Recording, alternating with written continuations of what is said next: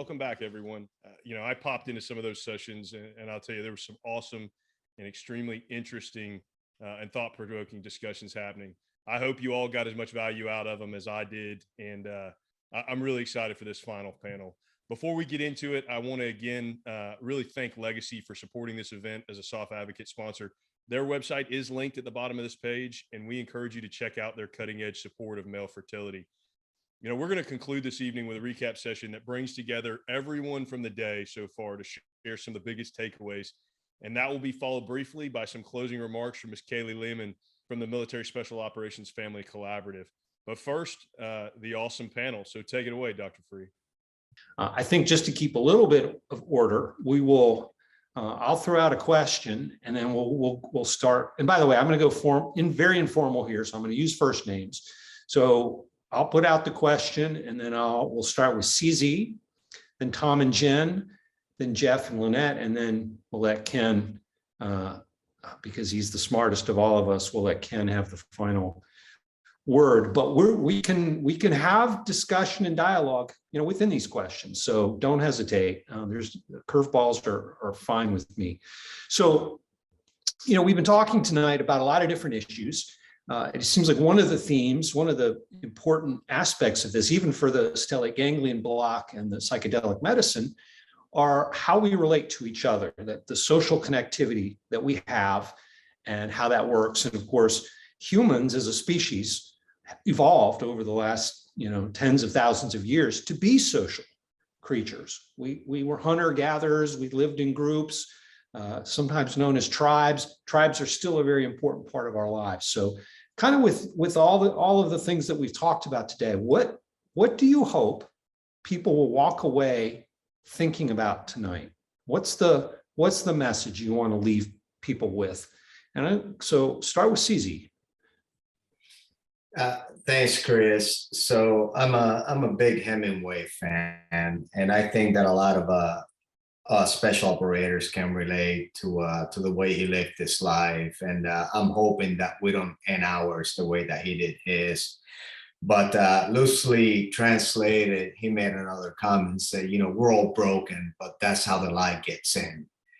And I want everybody that is listening in, tuning in, families, operators, support personnel, don't judge people like you're not, because everyone has got some kind of issue that they're struggling with. At what level, that is different. But at the end of the day, we are all dealing with something. And in a highly polarized world that we live in today, I think a little bit of kindness and respect can go a long way, man. And just maybe an ear for somebody to listen in to whatever issues somebody may be having, because we're making life a lot harder on each other than what it should be. And I think this tribe, like I never got to serve directly with Tom, but we know what tribe we come from.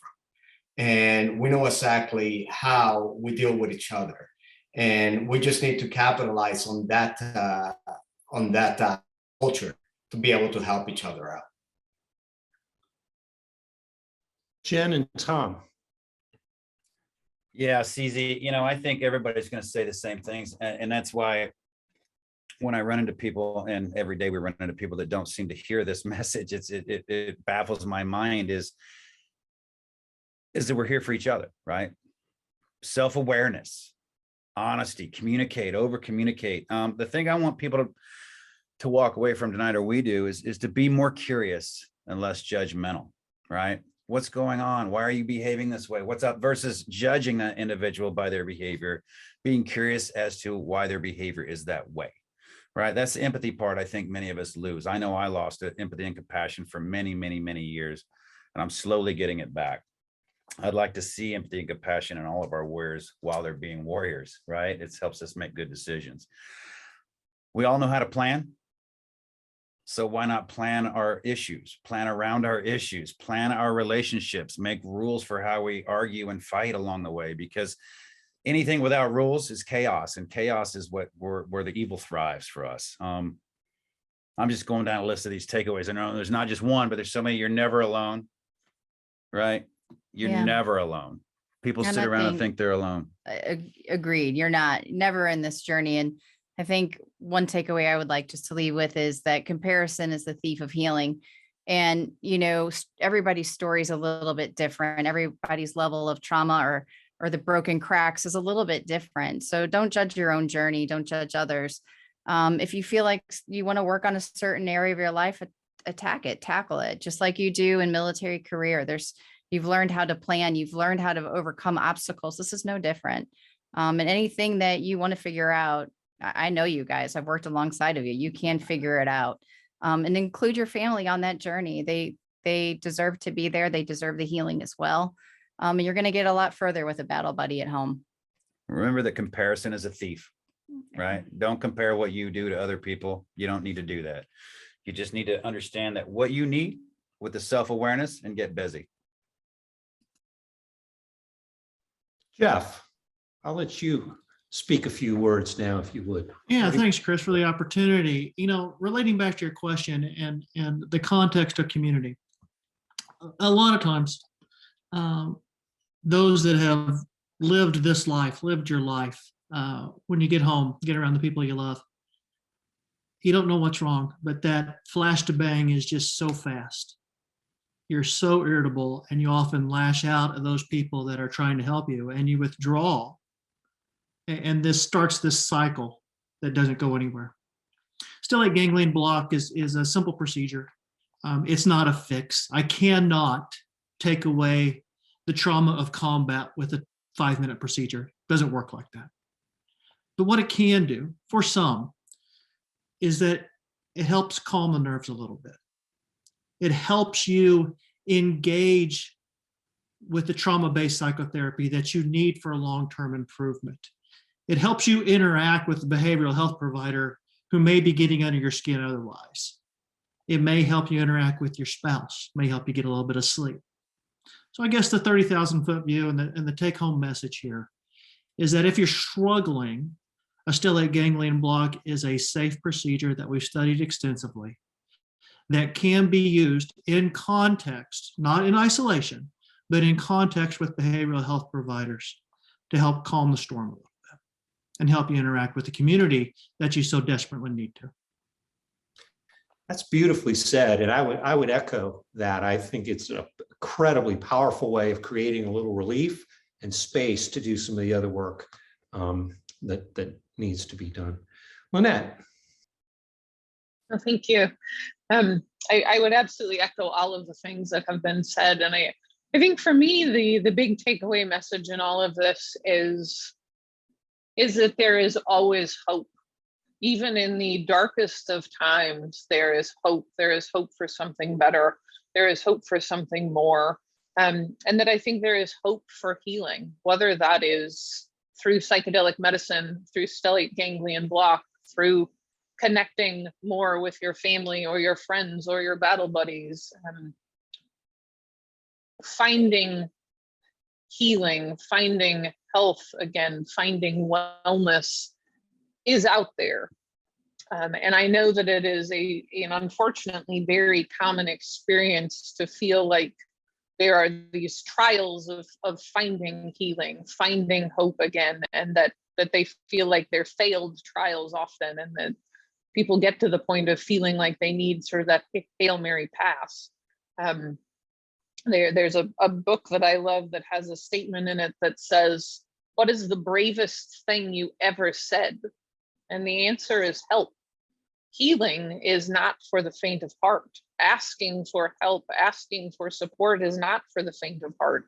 And certainly if you are a special operator, or you are the family and friend, the community of the special operators, that is the epitome of strength. So leaning into that and leaning into the help that is there, leaning into the hope that is there, and not giving up. Seeking out the options that there are to really build or rebuild the lives that feel like they're really worth living.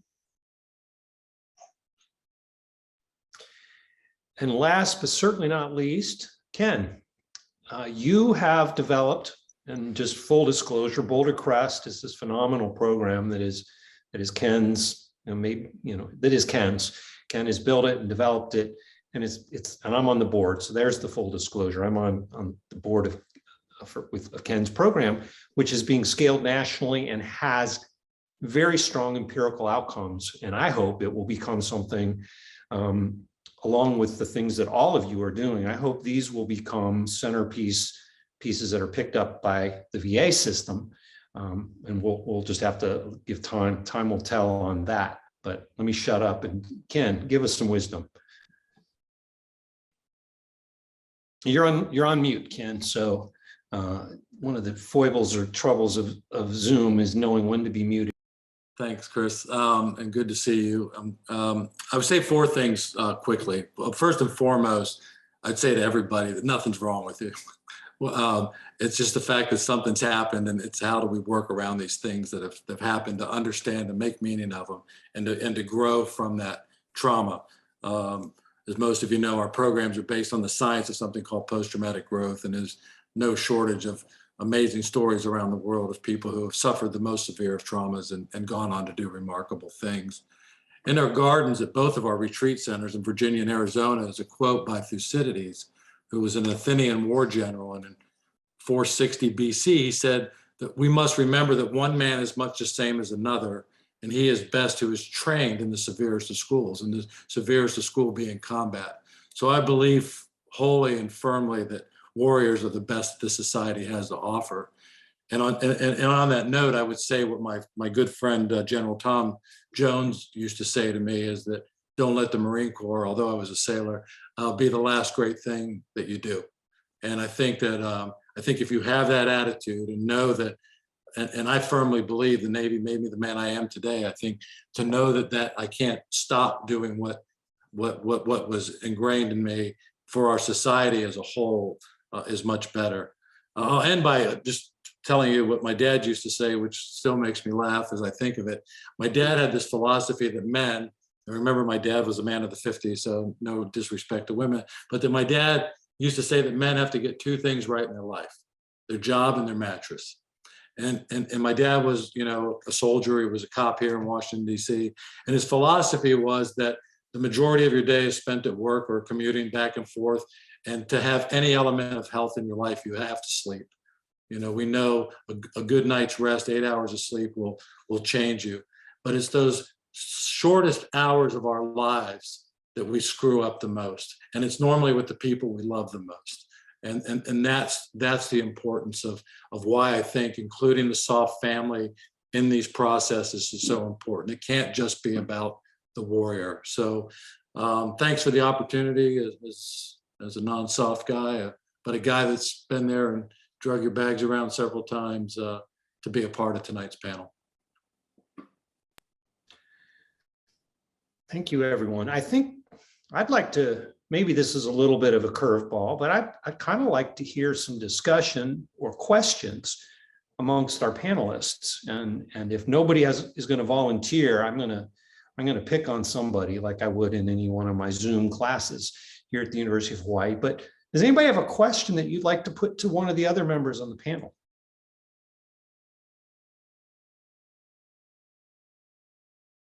CZ, I got to call on you, man, because you are so eloquent, so thoughtful, and you've been the big picture speaker today. And what kind of questions do you have for the rest of us here? Well, not necessarily a question, but more of a statement. Since we have Dr. Titi here, of course, we have Tom and Jen Satterley, and we have all, been recipients of SGBs, and we have seen the difference on that. We worked to get the Treat PTSD Act to be able to go ahead and get that funded for veterans, and we're looking for other avenues now. New treatments that are out there that are revolutionary, that are able to go ahead and get some of our friends out of the hole they're in. But for Lynette and for Dr. Thede, what are some of the things that you think we should be pursuing when it comes to the treatment of veterans? What is the next step past the SGB to be able to go ahead and help our people? Ned, if you don't mind, I'll jump in because it dovetails Sure. to what you say. and full disclaimer, I'm not a psychiatrist, I'm not a psychologist, I don't play one on TV. But CZ, I think that the next step are going to be the work that NET's doing with psychedelics. The initial data on these, and I'm not an expert on the literature, but the initial data can be transformative. However, like everything else in medicine that we have managed to mess up, my foot stop moment is that it just cannot be done in isolation. We unfortunately will not have a pill. We will not have a procedure that's going to take away combat trauma. We're not going to have one that's going to undo wrongs that were done. But I think excitingly, the next decade will look a lot different than what it did in the past. And I open it up to Net's comments. Yeah, thank you so much, Jeff. I would say I absolutely am. I am a believer. I have drunk the Kool-Aid, so to speak. I think that psychedelic medicine really is the new frontier of mental health care. I think it has incredible potential to not only improve lives, but ultimately to save lives, save a lot of lives. I certainly will put the caveat that, like everything else, this is not a one size fits all. There are some people who are not going to have a really robust transformative experience. There are some people who these interventions may not be safe for. That is the reality with everything. I think, though, certainly something that is incredibly exciting, especially for our military and VA populations, is how rapidly and robustly these interventions work on chronic stress symptoms, on PTS, on depression, on suicidality, anxiety, anger, sleep, all of these things, and that they work so much more rapidly and robustly, and also have so much more durability, that these are not interventions people have to take every single day from now until forever, that the side effects are relatively low. That there again, I think so many veterans talk about, sort of being on 15 different prescriptions and having prescriptions to manage the side effects of the prescriptions, but that they don't actually feel better. In many cases, they feel worse. And that's just such a unacceptable reality, for anyone. But I certainly, as the daughter of a U.S. Marine who died by suicide after years of struggling with ineffective treatments, and knowing that there are so many families, so many veterans, so many active duty personnel who have that same experience of just being in this rat race, this trudging through mud, trying to find anything. The potential here, I think, is really exciting. I think certainly, to Jeff's point, that anytime there is potential for great benefit, there is also potential for great harm. When we are talking about incredibly powerful medicines, incredibly powerful interventions, particularly in the context of trauma is, as unfortunately many people on this call are intimately aware, trauma is really hard. It's awful. It is a beast that sort of comes out and gets the best of us at times. And if we are not prepared for that, if we have not considered the implications of something that is going to bring a lot of that to light, there are certainly places where people can have negative experiences, people can have negative outcomes. Again, that's nothing unique to psychedelic medicine, but is certainly something that needs to be said. But I think from the perspective of what can the VA or DoD do, I think the VA and DoD, I would say, have to be exploring these interventions. They need to be supporting research in these fields. They need to be evaluating what sorts of things these seem to be effective for, what sorts of people these seem to be safe for, what sorts of clinical presentations. Are there ways to leverage the community infrastructure of the military? I think that's one of the things that's very exciting about thinking about expanding this research is that most of these have been used in community-based settings for millennia, but we're not really doing that within the research based in the US. And the community focus of the military is such a critical piece. Being able to heal together may be, dare I say, a bit of a magical component there. There's certainly many other things I could say. I get excited about it. I could go on for the next 6 weeks, and I know we're short on time. But I will leave it there. I think though, absolutely the VA and DoD owe it to every person who has served, is serving now, or will serve in the future, to leave no stone unturned. And I think certainly psychedelic medicine has incredible potential to help a lot of people. I've got a question, Chris, for everybody, really. Probably everybody will ask a different question or be able to answer it differently. Drinking, big problem, right? It's one of our biggest problems. It's where things happen, the shame cycle. I mean, all the suicides and things along with it, but yeah, it's legal. Right. And psychedelics are the terrifying thing to talk about. Jen and I both went through that a couple of weeks ago. We both went through stellate ganglion block shot as well. We do it all together since we're the family foundation, and we want to do everything together. We want to help both, and everything we do together. Both times I woke up crying. I woke up and started crying just from the feeling of that initial, the stellate shot was first, no heavy blanket. I'm not late for something, whatever that feeling I can't describe was gone immediately, giving me that space. We had already done years of work, and we continue to do years of therapy and work. So we don't do the one and done. I've heard so many one and dones, yet we fall backwards. So here's the the psychedelics pop up. I'm like, I don't know, man. Wow. Okay. 5-MeO DMT for me was life-changing, but I'd done so much, but it's the most terrifying and wonderful experience at the same time. I can't describe it. I don't even know how to lay that out in a story. It wasn't a story in front of me, but it was still life-changing as things happen, as we still enter into things that I don't understand. And I'm aware of things that, I wasn't aware of before. I don't know why or how, and I don't really care. It's not my job. My job is to tell people, hey, it worked and I feel better. The military is a big ship. It's a big, slow turning ship. And this could take way too many years, right? For psychedelics, I can't even imagine active duty even touching that, right? And then the veterans getting out with the fear and the stigma of, I'm not going to talk about it, and then the other ones that come back and vomit all that up on you. Hey, oh my God, you got to go do this. It's life-saving. Maybe CZ start with this. What do we have to do? So many, I don't go to the VA, I don't know, but there's so many complaints, so many hours of waiting, and so many people being passed on that I think the only hope, and we've heard this from generals on Fort Bragg, stay out of the system. Stay out of the system, be the nonprofit, don't get in the system because it's broken. It's too slow.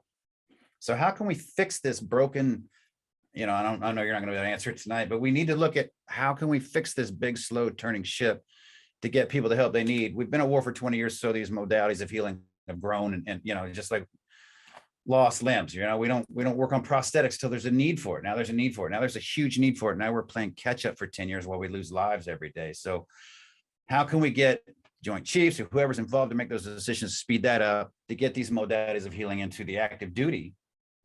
Well, while we saying that drinking's okay, when I tell you what, we help people that are drinking every day that can't seem to stop, this depressant that they suck down every day. So, Tom, I will start by saying that, you know how we are. And when you select a special operator to fill a position of prominence in the Department of Defense, be careful what you wish for, because we're not there to admire problems. We're there to go ahead and take the time that we have and give the force results. And this is a conversation that General Milley and I had plenty of times, and Mrs. Milley for that matter. What can we do to decrease suicide rates? What can we do to decrease adverse behaviors in the force? And the answer is pretty simple. We cannot be risk averse when it comes to this. We have to be courageous enough to walk on the edge on any mechanism that is out there to help people. while being wise enough not to fall off the cliff. And we have to assume that risk to be able to move forward and find out the next best thing. Otherwise, we're going to be staring at the same damn spreadsheets that tell us we still have a problem, and we just got to move forward. And the status quo is not going to do it.